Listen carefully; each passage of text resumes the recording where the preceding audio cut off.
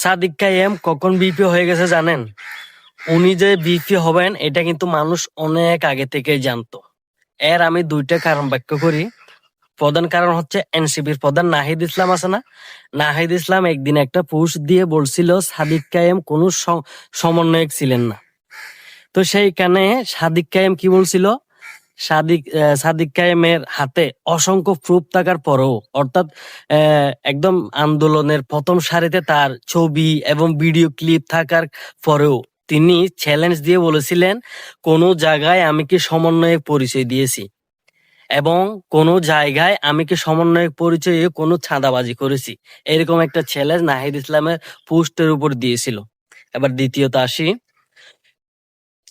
আপনি সাদিক কায়েমের বিপরীতে যারা ডাকসু প্রার্থী আছে, বিপি প্রার্থী আছে, আপনি তাদের আচার আচরণ, তাদের ব্যবহার দেখলে বুঝতে পারবেন এবং সাদিক কায়েমের ব্যবহার দেখলে আপনি বুঝতে পারবেন। সাদিক কায়েম যখন রাস্তা দিয়ে, অর্থাৎ বিশ্ববিদ্যালয়ের রাস্তা দিয়ে হেঁটে যায়, তখন মেয়েরা তার কাছে অলরেডি চলে আসে। নেগেটিভলি নিবেন না, পজিটিভলি নেন।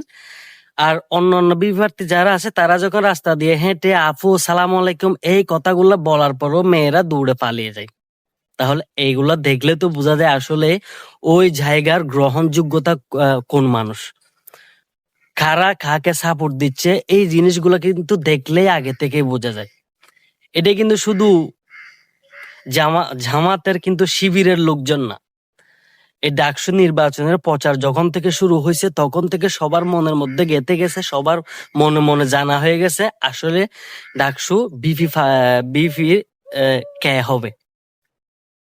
একটা আগে থেকে তো বোঝা যায় মানুষের আচার আচরণ, কোন মানুষটা কিরকম, কোন মানুষকে কিভাবে কথা বল